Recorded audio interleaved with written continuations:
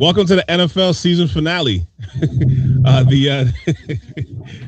This is not the Super Bowl post game show. This is the NFL season finale. As Roger sheds tears in more ways than one. Welcome to two black guys talking about football. How about that? I like it. It seems like it fits. What's going on? Welcome to the Ave Podcast. I'm joined by the homie, the South Shire family member, Mr. Roger Calendar, as he recovers from his team getting the brakes beaten off of them, I should say. Yeah. Sorry about that. It is what it is. Yeah. It wasn't pretty, Calvin. It really wasn't. No. It really wasn't. It really wasn't. But you know what? It's all good. We're still with you in spirit. No, we're not. A lot of people are happy that the Patriots lost that. You know, it even broke up Stephon Diggs and Cardi B, man. There you go. I heard about that, man. They stopped following each other on Twitter. What the hell's up with that? Yeah. He's inviting the other baby mama and on the 50-yard line. It's just a whole mess. Yeah. So, okay. I just figured Cardi doesn't like a loser, so she said, "Fuck this guy." I saw a meme of I guess it was from Fast and Furious, because I only watched the first two Fast and Furiouses, but whichever one Ja Rule was in, and there's a meme where he's like, "Hey baby, what's going on?" She's like, "Look out of here, I don't talk to no losers," and everybody's like, "Ooh." I was like, yo, they killing Diggs, man. Yeah, I think it was part three guy. Yeah, I remember that one. That was too funny.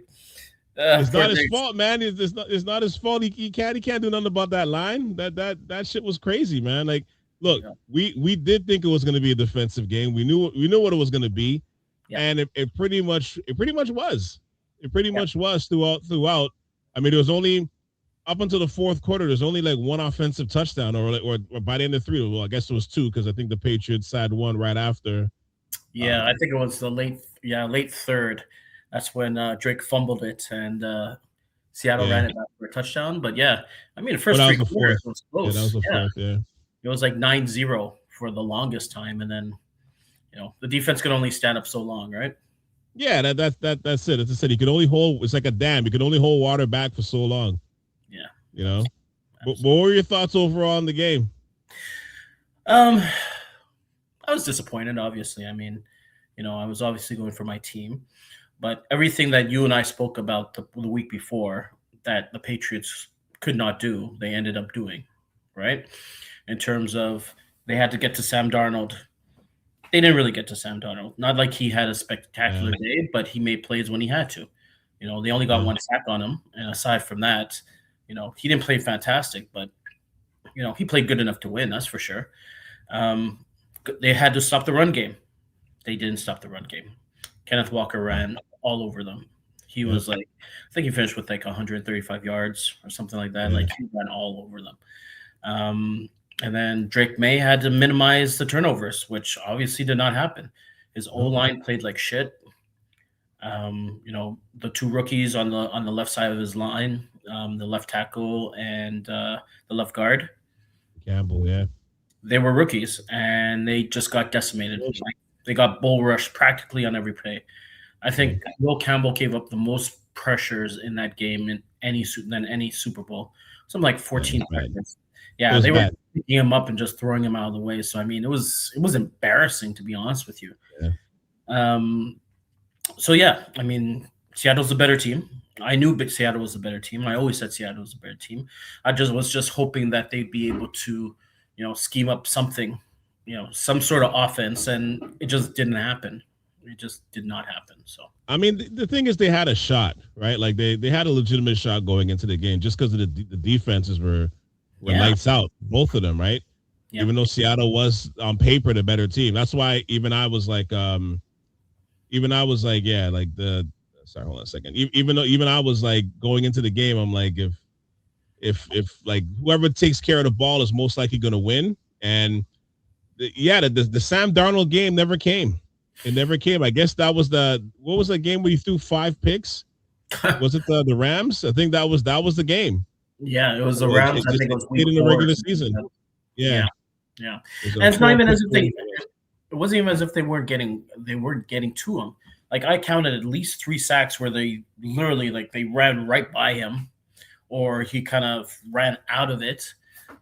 So I mean, he played well enough. Like he didn't turn over the ball. You know, there was no interceptions. There was just 1 sack compared to Drake May, who got sacked like 6 times. Yeah. And he had 2 fumbles and 1 horrible interception. I don't know what the hell he was doing there in the third quarter. That kind of launched it up. It kind of reminded me. Either it was him or the wideout. One of the miscommunication was obviously there. Yeah. It reminded me of that throw that Josh Allen made when he was going against Denver, and he kind of just chucked it up towards the middle of the field, and the safety just came over and grabbed it.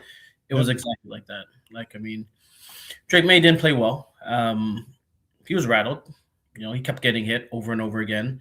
You know, I feel like he was never comfortable. He was rushing his passes, basically running for his life. Seattle was throwing everything at them. They were blitzing them like crazy. But even when they weren't blitzing, they were getting pressure with 4 guys, right? They were doing all sorts of stunts. 4 guys. Yeah, that's it. They were doing all sorts of stuff, and it was too much for the O-line to take. Like they literally just crumbled. And I think that's basically, that's the whole game. If you don't have a good O-line, you can't run the ball. They weren't able to run the ball. Yep. Drake May couldn't get any protection. So Drake May was basically freaking out back there, throwing passes behind people, getting hit way too much. He saw the ghost. Yeah, he did see the ghost, unfortunately. Yeah, he saw the ghost. But here's the wild thing, though. Like, Seattle all pretty much the last 2 months have shown dominance. You know what I mean? Like, they showed their dominance, and they were peaking at the right time. Like, they're defensively, honestly, they were never better. Like, they were peaking at the right time. You want to get hot going into the playoffs, and they followed that script right to the letter. Put the period on top, too. Like, they showed dominance, man. And so, and then their offense basically it was kind of the thing where the offense supported them. You know what I mean? It wasn't, you know what I mean? So, like, they did enough to win. So, like, when they played the Rams, it was like, even though they scored a lot of points, that, like, against the Niners, they were killing us. They scored touchdowns, but a lot of it was the turnovers defensively, the field position that got them a lot of those points. The Rams, that was a good game. That was, that was more of a shootout. And Darnold played well, but like the defense was definitely holding his own. Both of them were. And in this game, it was really and truly, it was just they're just supporting the defense. It wasn't the other way around, like some other teams that you see each year. Like the defense was basically the defense was the MVP. Yeah. And the offense was basically just making sure nothing went wrong. You know what I mean? It's like you're driving. It's like you're driving down the road. You're making sure like there's no police sign. there's no police cars at the end, so you don't get a ticket. You know what I mean? Yeah. Use the Waze, Roger. You got the Waze? Yeah, there's a cop 700 meters aside. All right, okay, got you. Like that was the offense.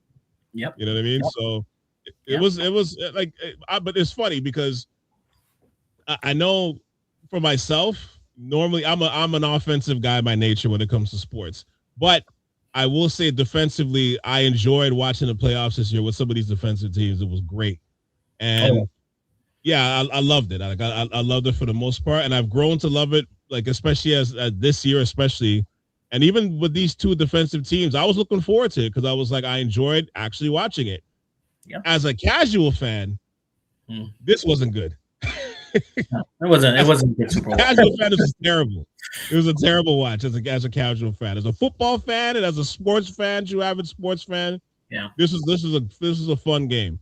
Yeah. But like if you're like the casual fan, like like just some people we know, like my wife was watching it, and she just afterwards she's just like, this is boring. I'm just like, and not before Seattle pulled away. It's just there was no points. You want to see touchdowns, right? Well, that's it. I mean, I find the last couple of Super Bowls were like that. So, I mean, it was more defensive.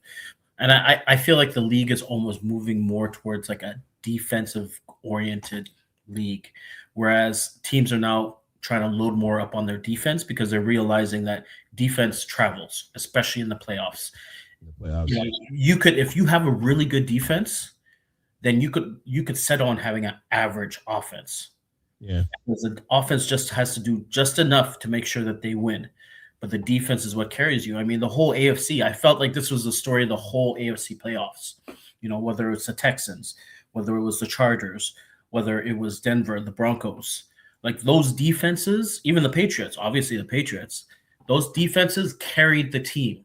Like the Patriots defense carried the team throughout the whole playoffs, right into the Super Bowl. And they didn't play, they weren't horrible neither. They didn't play bad. No. You know, I mean, Gonzalez was amazing. Like he shut down Najigma. Najigma had like 3 catches, 37 yards. Like, you know what? He made some great plays. He made some fantastic, like, all-star plays. Like he's gonna get the bag this season. Like this season, he's gonna get the bag 100%. He played amazing, and the defensive line. I mean, they played well enough, but I think what really hurt the Patriots is they don't have enough star power. You know, and it all leads back to Belichick and his poor drafting. Seattle had, like, you could tell, like, you look on that defense, they had like 4 or 5, maybe even 6 all-stars on that team, right? Yeah. The Patriots basically had maybe like 2 guys that were really, really good. And then everybody else was kind of like, you know, they were okay, but they were able to get by because Vrabel and Daniels, they were able to scheme up the defense and scheme up the offense to make them better, right? But I mean, the lack of pass rushers, that was shown with the Patriots. The lack of offensive linemen, the whole left side of the line. I mean, you had started 2 rookies.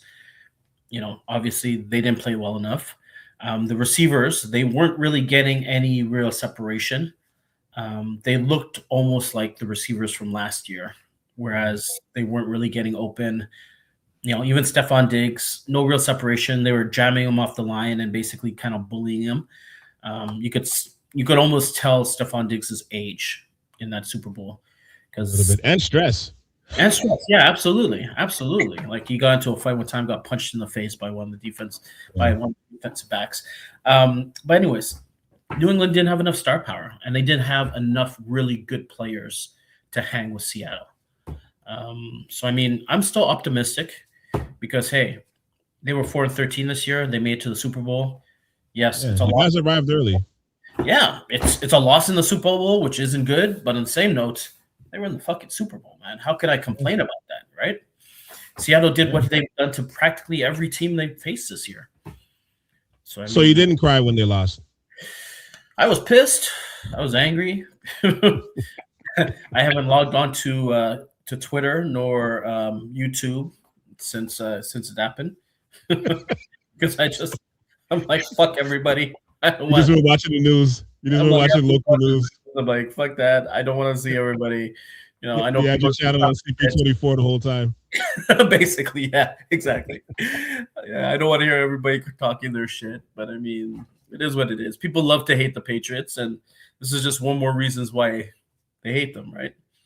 You know, so you know, I've seen all sorts of hate for Drake May and Will Campbell and stuff like that. And it's like, guys, Drake May is a second-year player. Like, this is basically almost like his rookie year because he only played 4 or 5 games last year, right? Yeah. So, I mean, the fact that they made this far and he was one step away, one vote away from MVP is spectacular, especially considering he had, like, no O-line. His run game was, like, 30. I think they were, like, 29th or 28th in the league. He basically carried that whole team. So, if he wasn't going to pull it off, and Seattle even said that. They said, we know that if we stop Drake May, they wouldn't win because he is the whole offense. They basically said that. There's nobody else there that scares them. They're going to get some weapons from him, I'm sure. I don't think they're going to do it the Belichick way. He's not there anymore, right? So they're going to get some guys, whether it's through the draft or free agency. They're gonna get some studs, especially offensively. Absolutely. Your boy Will Campbell. How rough was his playoff experience for him? Has anybody checked on him? Is he okay? Poor guy left the field, didn't say anything to the media. He just kind of disappeared. I felt bad for him. I did feel bad for him. I mean, he didn't play well at all. Rumor has it now that he tore his before the playoffs started, he tore his, not ACL, it's his MCL or something like that. There's a slight tear in his MCL. Now they're saying that he was playing in the playoffs injured. And that's one of the reasons why he trying to save him. I guess so. Yeah, absolutely. I mean, what else can they say? The only thing I could say is if he was injured, he shouldn't have been in there. Like, I don't care. Put in the second or third guy, because he got dominated. I mean, he is a rookie, and he did play like literally the top 4 defenses in the league in the playoffs. So, I mean, he's the Texans, best pass rush in the league. Broncos has the most sacks in the league. Seahawks, they were the leading scoring defense in the league. And the Chargers were like the top 5th defense in the league. So, I mean, they played the top defenses in the league with the top pass rushers, best defensive backs, and so on. So, I mean, I knew he was going to struggle. I just hoped it wasn't as bad as he did, because he was terrible. Like, I thought they should have pulled him during halftime and put in Vidarian Lowe, their backup, because Vidarian Lowe is a little bit bigger than him, stronger, heavier than him. I just want somebody to just stand inside their way and just slow somebody down, because the way they were blitzing and the tackles were just literally, I don't know if you saw that one, that play where I think they blew it offside because Will Campbell flinched, but the defensive end still came, grabbed him, and kind of vaulted him, like literally pushed him. He flew up in the air and he hit fucking Drake May. And he knocked Drake May down, and I was like, "This is not good."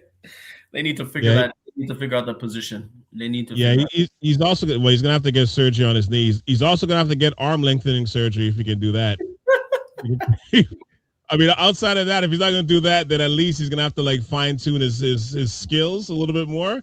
Yeah, and also just get stronger, right? Which comes with experience.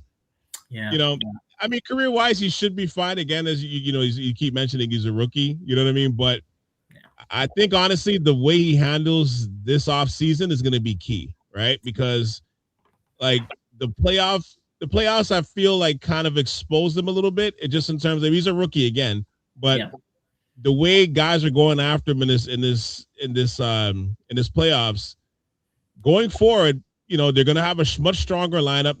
Not stronger lineup, but they're going to have a much stronger schedule next year. Yeah. And guys are going to be coming for him. They're going to be seeing him as one of the weaker links, if not the weakest link. And you got to be prepared for that. This is a dog-eat-dog world, man. It's a bunch of alphas out there, right? So if you show that you're weak, no matter the sport, they are going to come after you with with guns blazing. So if I'm him, like, once I get that surgery over with, boy, man, like I'm hitting the weight. He's gonna really put some work in, man. Yeah, wax off like the Karate Kid. He's got to do some shit. He needs to hit the weight room, hit it hard, get a personal chef. I don't know, but he, like, the way that they were bull rushing him around and just kind of tossing him around, like, that's not a good sign for a left tackle. And the irony of it is, he came out of college and he was highly rated. I think he only had like 5 sacks in 4 years or 5 years, like 5 total sacks he gave up. But I mean, this is the NFL. Like, this isn't college. You're going against the best of the best. You're going against other guys that are 6'4", 6'5", just as big as you are, stronger and hella faster than you. Who are the man coming out of college too? I said, who are the man coming out of college too? It plays a big difference. I remember I heard Charles Barkley say it best. He's like, anytime you get up to the next level, it's like he always thought of himself as starting back at the bottom of the totem pole and then working your way up. Then you make it to college, you're back at the bottom, you're working your way up. You get to the NBA or you get to the professionals, back to the bottom, you got to work your way up, right? Yep. He's at the bottom right now. So, I mean, if he can flip the narrative, the good news is this could be the worst you'll ever see him. Oh, you know what I mean? But he's got to flip the narrative. He definitely has to flip that narrative. And he knows, like, he got dominated. He basically got home for all 4 playoff games. He knows what he has to work on at this point. The Patriots know what he has to work on. So, I mean, next year will be his true year. If he struggles again this year, then they're probably going to put him to guard or they're going to make him a backup. I'm just hoping that they get this year. They're probably going to have to draft another tackle probably in the early rounds. Because their other guy, Morgan Moses, on the right side, guy's 35 years old. He played well enough, but I mean, he's 35, turning 36 next year, so he's probably on the verge of retiring. So they're gonna most likely have to either replace both tackles or at least one tackle minimum. next year. So O-line is they need to figure that. They need to figure out those positions. That's the first thing. Drake May he's a good player, but he needs time back there. If he doesn't have the time to scan the field and get that ball out to the intermediary part of the field or even like the deep part of the field, it's the offense isn't going to work. It's really not going to work. Yeah, Mark, CJ Stroud is like, now you know what it feels like. See how that feels? Yeah. It's funny. I want to quote this poet by the name of Lloyd Christmas, who famously said, to the point where he's talking to his boy, and he was like, you made all these mistakes. You went and you came and you did this, and you totally redeemed yourself. Sam Darnold totally redeemed himself. Because to me, I'm like, I look at him and I'm kind of like, yes, he did, but there's some caveats to it. What do you think? Yeah, no, I agree with you. I mean, he didn't play bad. Like, one thing I can say is that this guy has played for two different teams, completely different teams. And both years he's gone 14-3 and 14-3. I don't think there's any other person in the NFL that's ever done that in the history of NFL that have played for two different teams and had back-to-back 14-3 records.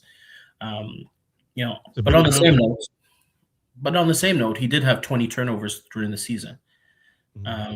That's not good, and that's combination.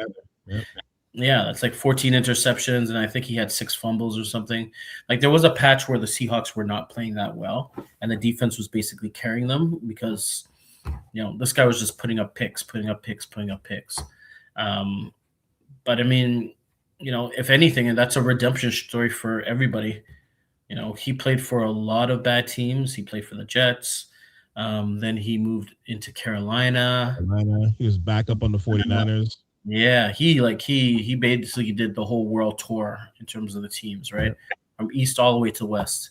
And finally he came across a team with a good young coach, excellent defense, and he has some really good pieces. I mean, the Jigma is still he's a stellar wide receiver. Yeah. And Kenneth Walker, they got to keep Kenneth Walker now. Like, he was going to be a free agent this year, but this guy's the MVP of the Super Bowl. If they trade him, let him go. Drop him, they'd look like complete asses. There's no way they're going to do that now, right? He's probably going to get paid because they're probably going to want to run it back next year. So, yeah, it's he's definitely proved himself as a winner. You know what I mean? And I think regardless of how the Super Bowl went, whether we won or lost, I think he's proven himself that he's a winner. Because, again, to lose 6 games in 2 years with 2 different teams, I mean, there's nothing to sneeze at. That's huge, right? Oh, 100%. That's really huge. So essentially, he's won 31 games in the last 2 years. Like, that's big, including playoffs. That's huge. And look how the Vikings collapsed without him. Yeah, that's the biggest test right there. The Vikings literally collapsed. They were nowhere even close to playoff contention this year. I'm telling you right now, they don't get their shit together next season. I'm telling you right now, Justin Jefferson is going to be going crazy. Oh, absolutely. And I don't know if he's that type of personality. You know what I mean? So I don't want to put that on him like he's a diva, but like, you can't have the season that you've been having the last few years and then go down the tubes this year while that quarterback that was still need the ball and making it an all-pro is now winning Super Bowls and making another wide receiver, helping another wide receiver be great. And then you're coming in year 2, without Darnold, and you're doing the same shit again. Like, no, that is, I'm telling you, he's going to, he is, they're going to say the squeaky wheel gets the grease. Yeah. Yeah, he's going to be squeaking loud as hell. Listen, he was already pissed this year, man. Like, yeah, he's seeing guys like, he's watching other wide receivers. He's watching Pickens. He's watching other guys that have gone to other teams and just absolutely excelled. And he's sitting there with basically a rookie quarterback because the guy got injured last year. He got injured. He didn't even make it out of the preseason. He got injured during the preseason. Yeah. And then he came in this year and he was terrible. Like, I mean, and I still don't understand why they gave – I mean, okay, I kind of understand why they got rid of Darnold. And it's because Darnold completely collapsed in the playoffs last year in the the first round of the playoffs. Like he was throwing picks and so on, right? But still, man, he 14-3. Like, I mean, that's nothing to sneeze at. They should have re-signed him at least as insurance, just in case the rookie that they're bringing back didn't work out. But they decided to let him walk, and now they're in search of a quarterback. They need a quarterback badly. Yeah, badly. Justin Jefferson. I don't think McCarthy is the answer. Like McCarthy kind of reminds me a bit of like a rough rookie season, like kind of like a Josh Allen. But the only difference is Josh Allen didn't have that number one receiver, whereas McCarthy has like one of the top 2 wide receivers in the game, maybe 3 at worst. Listen, you know what I mean? So like, that's not the answer. And you had a good running game, and you had a good O-line or a decent O-line. Yeah. Like that's where it's like, yeah, that doesn't look good. Like if I'm them, you got to get at least get a veteran QB so that if he's not playing well, you can throw that QB out there at least to get the offense moving. Absolutely, you know? Absolutely, yeah. But with Darnold though, I mean, again, he's a winner. Is he now considered like one of the elite QBs? Hell no. Oh, what? Hell no. Not at all. He's but good. You know what? I would say he's an elite game manager. How about that? I'll say that. He's an elite game manager, and he has a chance to work on that consistency every night. As long as he has the right coaching staff and the right pieces around him, you're going to get, it looks like going forward, you're going to get some level of consistency as a game manager, as a great game manager. Yeah. And that's not even a knock when he say it that way, because that's what he was. And it's not a knock on him. I think he was an elite game manager, not just a good one. He was an elite one. Yeah. And you can win with an elite game manager if you have the right pieces around you. 100%. Absolutely. I mean, there are several elite game managers in the league right now, and they're successful. Yeah, Purdy's one of them. Absolutely. Yeah. So, I mean, it is possible to make it to the Super Bowl. It's even possible to win a Super Bowl with one of them. So, I mean, he came up big in the games that he had to. And, yeah, I mean, what can you say about that? He is a winner. I'll give that to him 100%. Yeah. So what do you think going forward with the Seahawks? You think they can repeat? I think so. They have quite a few free agents. I was just looking at that. Yeah, actually. They have quite a few free agents, but they still have a decent amount of cap space. So they should be able to bring in some really good free agents, draft picks, and so on. The problem is once you win the Super Bowl, it's almost like your team gets cannibalized, right? People are going to want your defensive coordinator. People are going to want, like, they're going to be looking at your coaches. Some of the players on your team. All of a sudden, even the guys that are, they're good, not excellent, but good. They're going to want big money. I mean, look what happened to the Eagles. That's happened to Eagles. That's even happened to your Niners at one point in time, right? Yep. So it's hard to stay on top when there's so much change that occurs from year to year. But I still think they have a really good team, really good defense. Their offense is good enough, 100%, and they've been very good at times.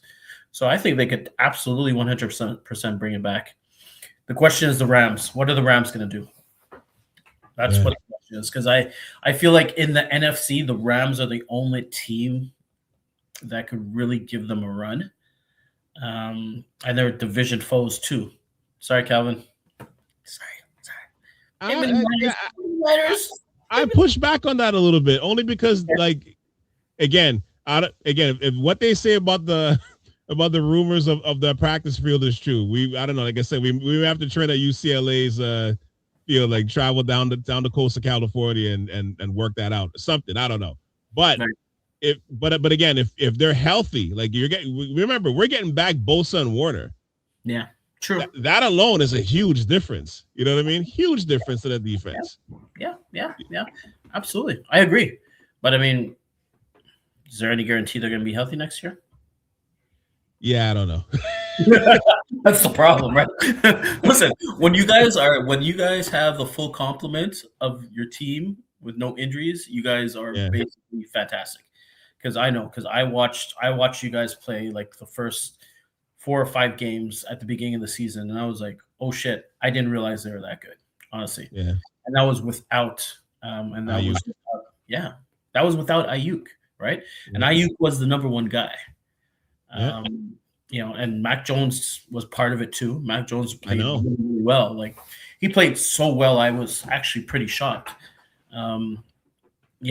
He played how the Patriots wanted him to play when he was a Patriot. We got drafted, exactly. Yeah, but I mean, his first season, even Mac Jones, his rookie season was good. They made it to the playoffs. I don't know if you remember that.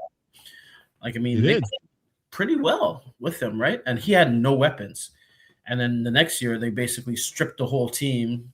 Belichick basically got rid of the whole line, started trading off the O-line players like they were nothing, and started putting in a whole bunch of backups. And, he started trade away Jacoby Myers for nothing.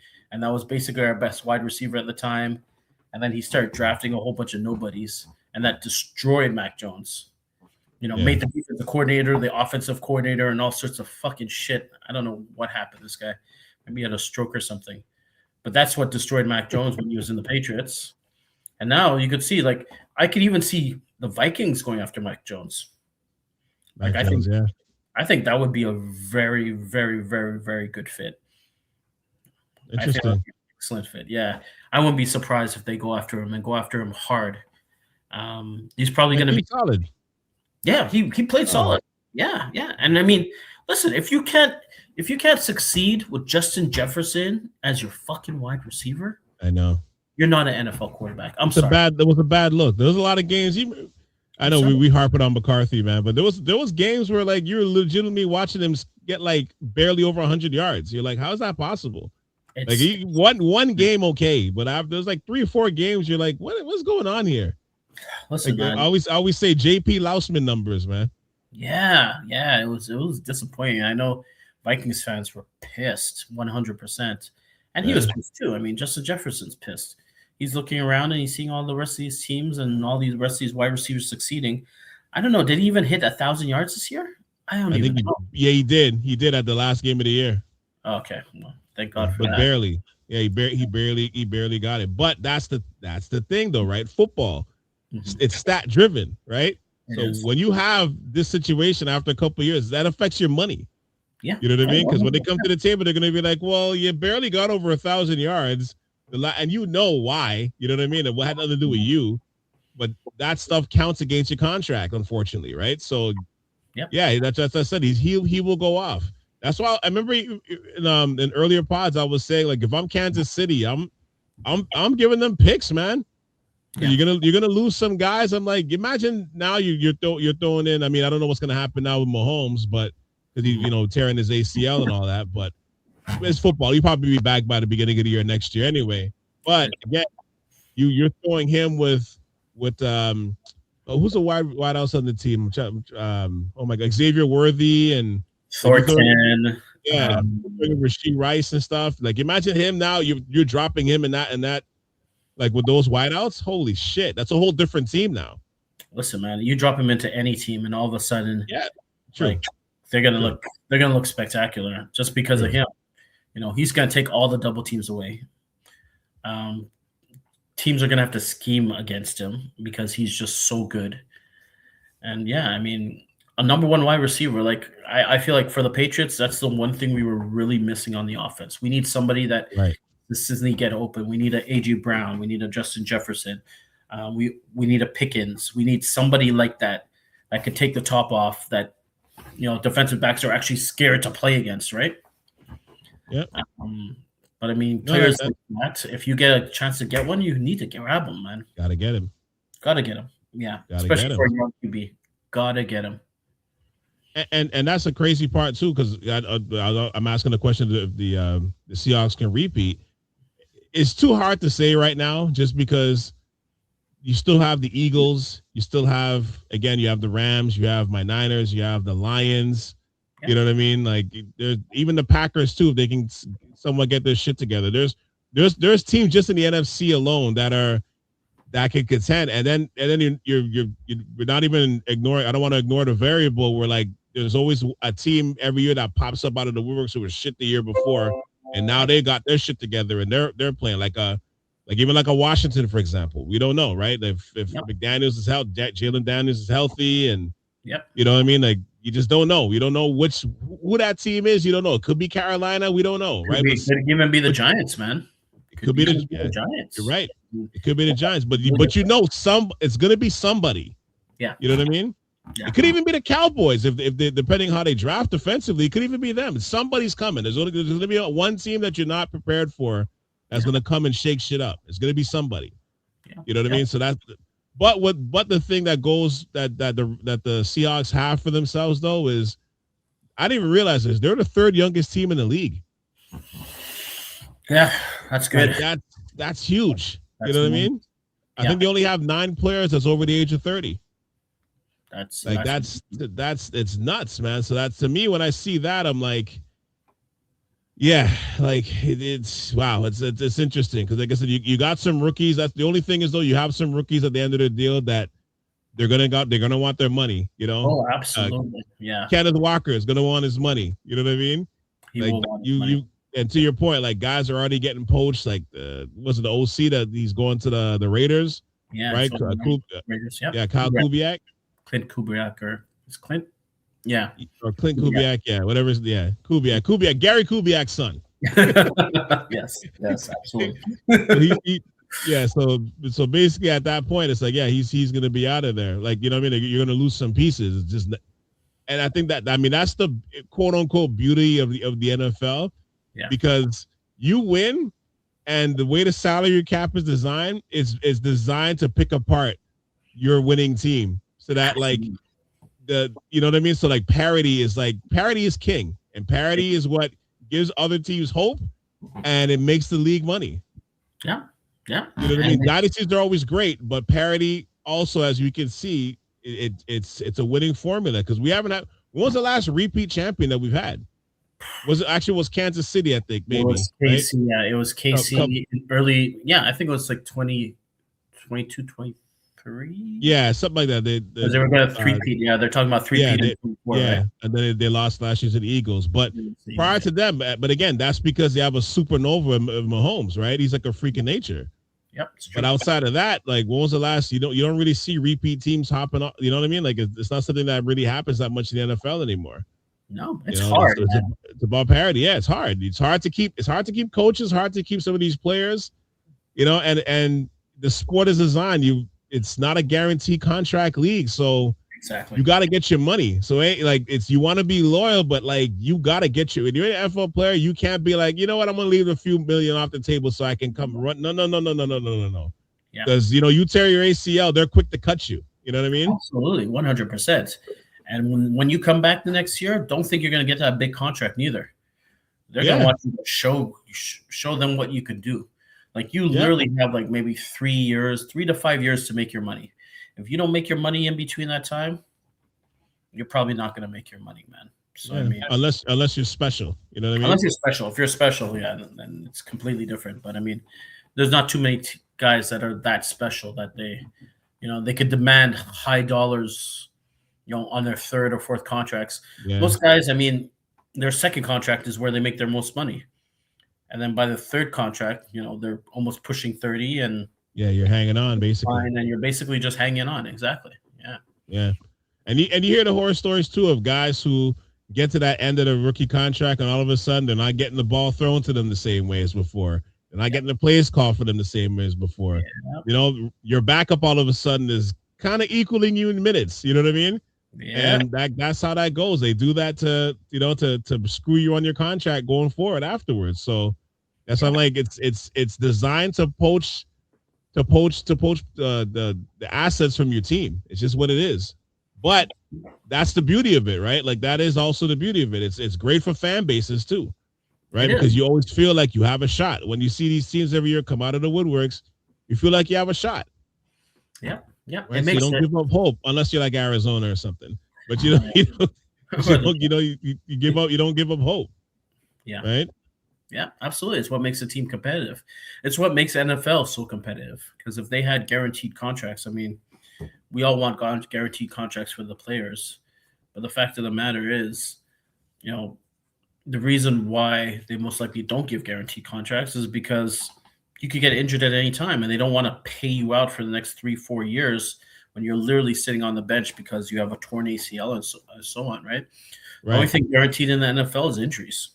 You're going to get injured at some point in time. You're going to get banged up. You're going to have a concussion. That's why they pay you the big dollars. So, I mean, that's it. Yeah. No, it is what it is. Before we wrap though, what did you think of that Super Bowl performance with Bad Bunny?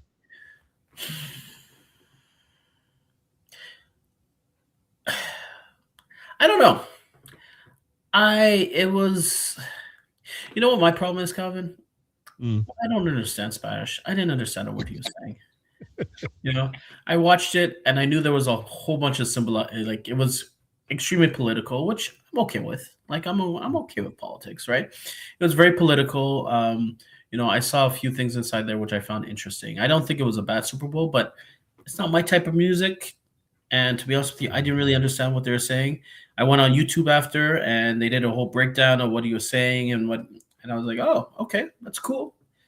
But I mean, I don't know. I'm not a big Bad Bunny fan, to be honest with you. I'm not a big Bad Bunny fan. So I mean, I didn't think it was bad, but I can't compare it to past Super Bowls with 50 Cent and Eminem and Jay-Z and all those guys. Like, I mean, that's my type of music, Yeah. Yeah. What did you think about it? I thought the performance was fire, to be honest with you. Like, because to me, it reeked of culture. Yes. You know what I mean? Like, it felt relatable to any Caribbean folk. You know what I mean? Even though we're not Puerto Rican, but there's certain elements and certain things in there that reminded me of like Trinidad and being in the West Indies and stuff. I saw the Guyanese flag in there at one point in time. I saw the Guyanese flag and I was like, oh shit, okay. Yeah. My daughter actually picked it out. She was like, hey, it's the Guyana flag. And I was like, They shouted out Haiti and stuff. And to me, I'm not even talking the flags. I'm just talking certain things that you're seeing. It reminded me of the West Indies. It reminded me of Miami. It reminded me of the Bronx. You know what I mean? Like, there's a lot of elements in there to me that was cool. Yeah. Also, because I don't speak Spanish and I didn't have my Rosetta Stone or my Duolingo with me, it was hard to understand. You know what I mean? Yeah. I have a half Spanish nephew, and this is where I feel like I failed. You know what I mean? Because I feel like I should have been understanding this by now. By now, I should have been very fluent in Spanish, or at least I could be able to carry somewhat of a conversation. I'm sorry, Mikhail, I failed you. It's all good. but honestly though, I thought it was I was amazed by the detail. Yeah. You know what I mean? A lot of detail. A lot of detail. Like the detail of it, the performance of it, to me was better than, actually, to me, detail wise, it was better than Kendrick's performance. Oh, you thought so? Just in terms of the detail and the caution design and all that stuff, to me that was better. You can tell that they definitely thought it through. Like that's 100%. Like the different scenes when he kind of fell through the ceiling and fell into somebody's, like almost like their living room. He gave us a award to the little boy. I don't know if you recognize that part, but that little boy was the one that was supposedly ICE grabbed him from out of his kindergarten school, his elementary school, grabbed him, took him to his house, and used him as bait to bring his father, who was illegal, outside. And then they grabbed him and they threw him in the back of a truck, both of them back in the truck. And then they drove him down to flipping Texas, which is like 600 kilometers away from where they lived. And they were there for over 10 days. So that was a big story in the U.S. So I saw him and I was like, oh, shoot, okay. Like, I get that. Apparently, though. I think he was an actor. But he represented that kid, though. Oh, I thought he was a kid. Somebody told me this morning. Somebody told me that was a kid. He was an actor. Oh, shit. Okay. Yeah. But he represented that kid, though. Yeah. To your point. So, like I said, I got the symbolism. I got the they had a ton of different types of scenes. I appreciate that. It's just with me, he's not my type of artist in terms of music wise. Like I don't even know what that, I guess that Spanish sort of music. Reggaeton, like reggaeton. I'm not a big reggaeton guy, right? Yeah. And honestly, neither am I. Like I can't name you one Bad Bunny song. I'm not gonna sit here and act like I know, but I respected the performance though. I'm not gonna sit there and be like it was the greatest performance of all. Like, I'm not gonna do that. There's been better performances in history. However, though, I was impressed with the details of how everything was laid out. It was It was funky and fun. I did enjoy it that way, even though again, like I couldn't understand a word that was being said, Yeah. but it was fire. I'll give it that. Performance wise, it was great. I know how this translates to Spotify streams and all that stuff. Like I didn't get a chance to see what the percentage was of the jump, but it's usually like in your catalog, it's like your catalog jumps like an extra 100 and something percent to like 400%. Absolutely. So for him, he's already the most. It's funny, we don't understand the word he says, but he's actually the most famous performer in the world right now.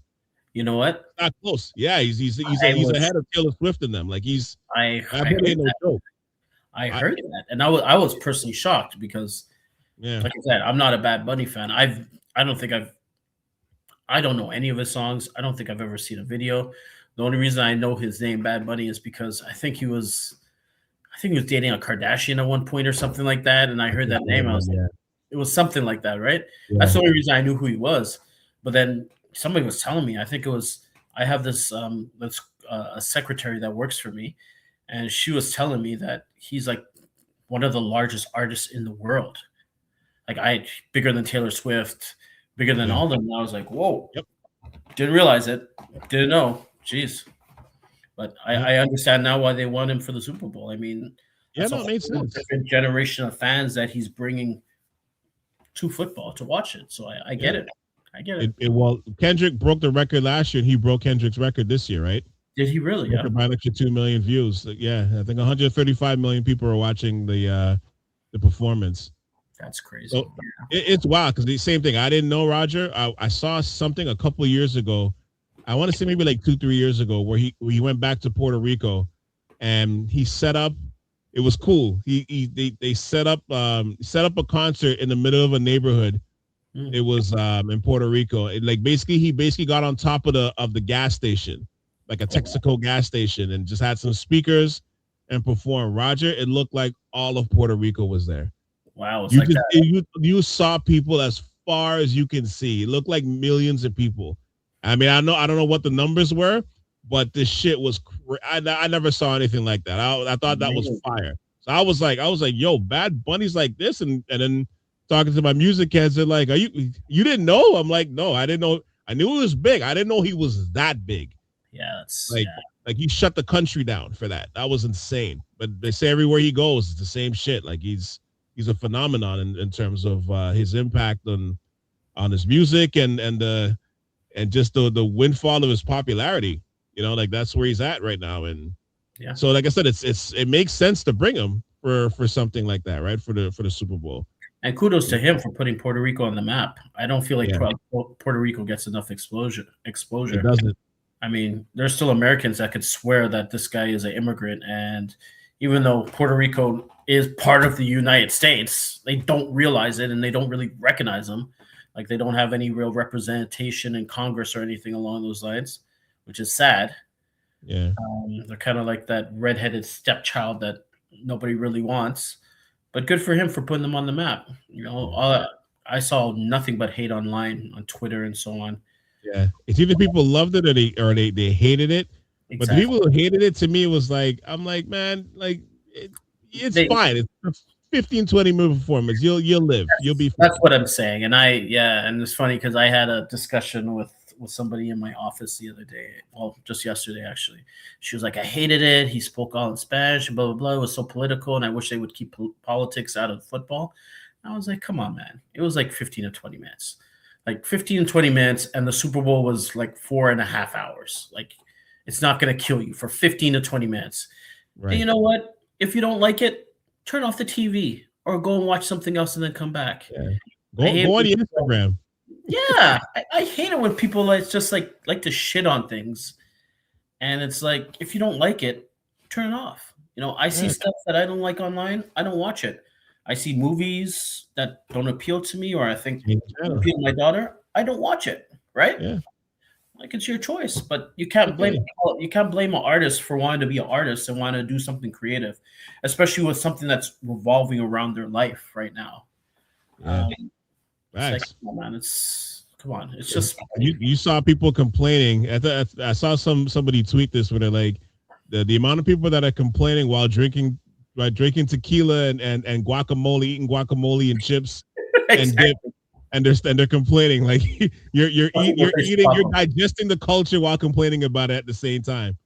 You know what I mean? While you're watching the game, so it's like it's hilarious to see. But to me, it's funny that you like on this perspective where it really is that performance really is made for TV, because when you see the shots of like while people are watching it in the crowd, like you can't really follow what's happening. You know what I mean? Because of all the costume design and everything. Like they're showing about the first 3 minutes of the performance because of the trees that they had and all that stuff. I think they're paying the people that are basically walking trees. They're paying them about $18 an hour. I was just about to say that, Calvin. They couldn't put real trees on the field because they felt that it would mess up the turf. So those are actually people that were standing up there with costumes on, which blows my mind because I thought it was real trees. He looked like he was walking through a cornfield at one point, and I was like, "Oh, this is different, right?" Yeah, that's what I said. It was dope. That's what I said. It's very detailed. It was dope that way, but it plays well for TV. But if you're in the stadium, it doesn't play that well. You got to basically watch it on the Jumbotron. You know what I mean? Yeah. So I'm wondering if at some point the Super Bowl is going to get back to the point where it's just a stage and you're just performing. You know what I mean?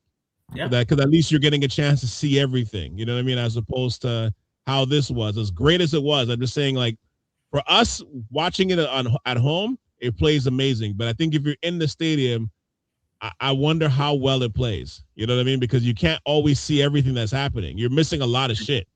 True. All the celebrities that was dancing, like part of like in front of the bodega and stuff like that, like Jessica Alba and Cardi B and all. You didn't. I mean, if you're in the stands, you didn't see that. You didn't. You wouldn't know that at all. No, and I agree. You wouldn't be able to see it. I mean, I recognized a few people there, and I was like, "Wait a minute, is that Jessica Alba?" And I looked closer, and I was like, "Oh shit, Cardi's there. Alba was there." They had a lot of Puerto Rican actors there as well, and I was like, "Oh shoot, okay." Like they brought them all out, which I can appreciate, man. I appreciate the culture.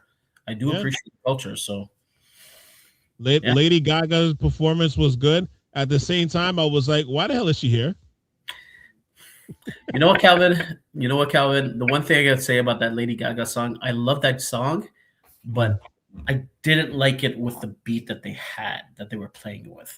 I felt it was a little bit off. That's the one thing when I was looking at it, I was like, I love that song. I listen to the song on the radio all the time, but just with that beat and that tempo that they had, I found it was kind of off.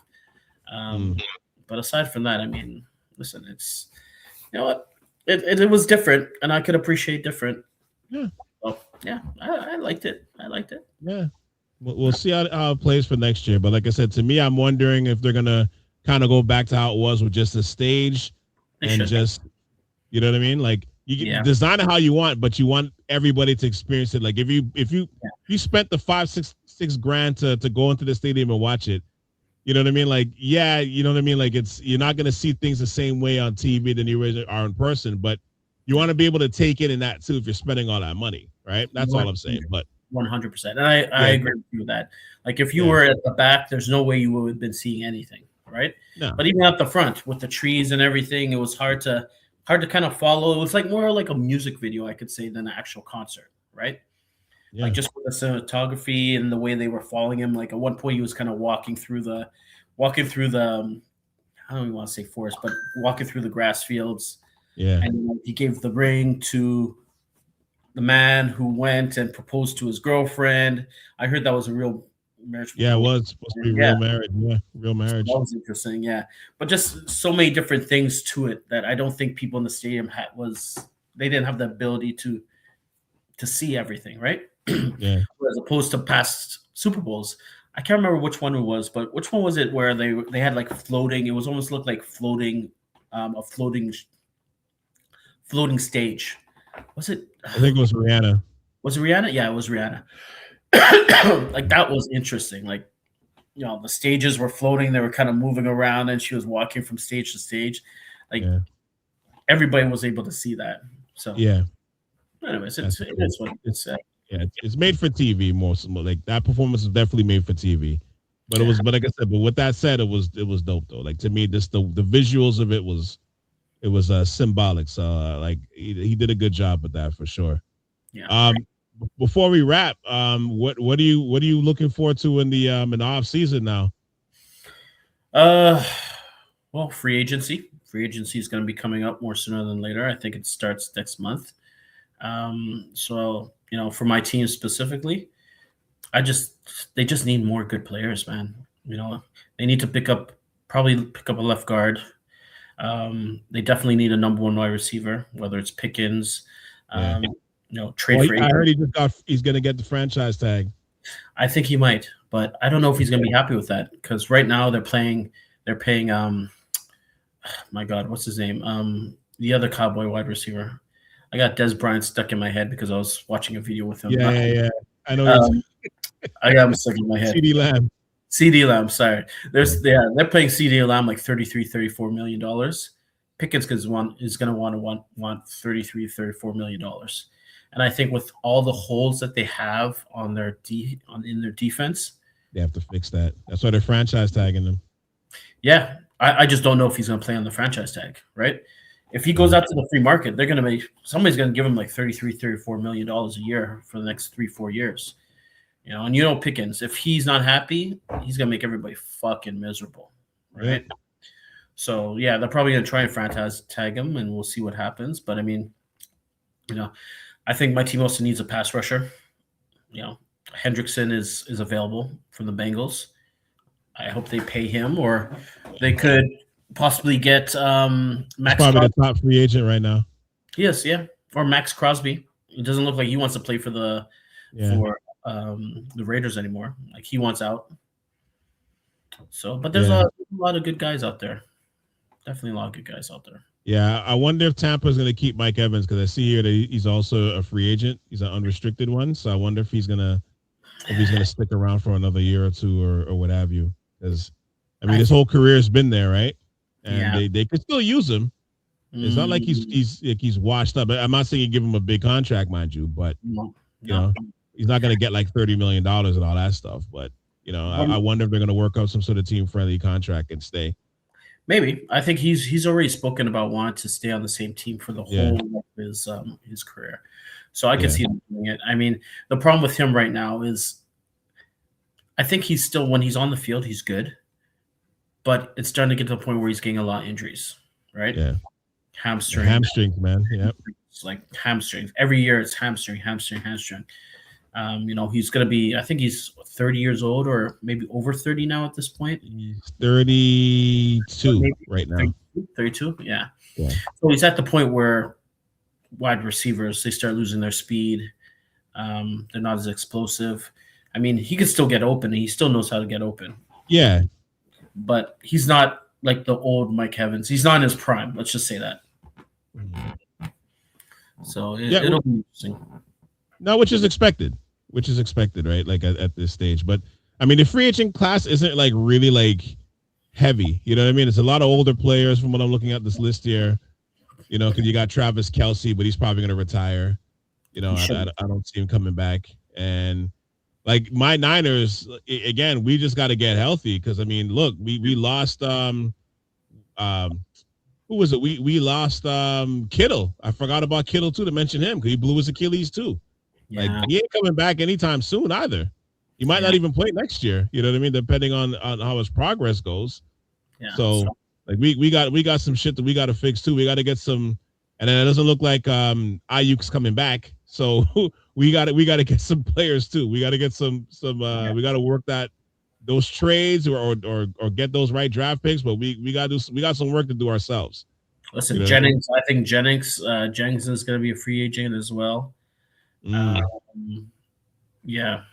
That's not great. No, not great at all. Yeah, you guys need a number one wide receiver. That other guy, Persol, he didn't work out. He was hurt too. He was hurt a lot. But he's always hurt. And Calvin, that was only his second year, right? He's only his second year, but I know. But what I was about to say is, coming out of college, he was hurt a lot in college as well, and that was always the knock on him. Like it's always something with him. And now, he comes into the NFL, and I find it's the same thing too. Like some of these players, it's not going to get better. If you're hurt in college, chances are you're going to get hurt. Yeah. It's going to be worse in the NFL. You're going against guys that are faster, stronger, bigger. So yeah, but yeah. And I'm looking forward to see what happens in Cleveland. Yeah. Because the last thing I saw was they're saying how Deshaun Watson's last two accusers their cases have been dismissed. So there's officially no more cases against them now, unless But then again, it's the off season. Let's see what happens. But there's no more cases against them. So at this stage, you know what I mean? They're like, it looks like he might actually contend for that starting spot, which to me is wild. You know what I mean? But like, it's Cleveland. They're probably gonna give him a shot. He's the amount of money they're paying him. I'm guaranteeing you, he's going to start or he's going to compete for that job. It's just too much money to put that on the bench, and they're not going to cut him. I think he has like 2 years left on his deal, so they're not eating $100 million. Calvin, that man has not played in 3 years now. I know, but the money's fully guaranteed. You know what I mean? If this is like a normal contract, they would just cut him and just let it, go against the cap. But it's guaranteed. Listen, at this point, I would just cut him. To be honest with you, I get it. They spent a shitload of money on them, but at this point, they have to admit that they made a mistake, and I feel like they need to just move on. If you want to go with Shador, start Shador. Start Shador. If he sucks, he sucks. Bring in a veteran behind him just in case he sucks, and hope that your team is shitty enough that next year you might get a better draft pick because they'll probably have some really good quarterbacks coming out next year. So yeah, I don't think there's that many this year. Like there's only like maybe 2, maybe 3 tops, but the top 2 are like I've only heard of maybe 2 quarterbacks that are coming out this year, and one of them is probably going to be taken by the Raiders, who have the number 1 pick, and that's Fernandez or Ferndoza or whatever his name is. But but it'll be interesting. Like I like to watch free agency. I like to watch the draft. So those are exciting times for me as well. Yeah, and I'm looking forward to doing the program. Whenever you're ready, Calvin. Man, we're gonna set that up. It's I'm gonna try to set it up the end of this month. If not, it'll definitely be in March. But we will do that. That will get done. I have 2 old school sport movies that I'm looking to do in the next couple of months, next 6 weeks, 6-7 weeks. So we definitely have some work to do. And I will be watching the program again and just breaking that. I'm looking forward to that already. That's gonna be jokes already, man. Listen, man, prime Halle Berry. Come on, guy. Doesn't get any good. Doesn't get any better than that. Place at the table. Place at the table. Yeah, I know. Yeah. All right, sir. But thank you, man, for as always doing this pod. Shout out to Kerry, man. He tried to trek through the snow in Montreal, man. But that's Montreal for you.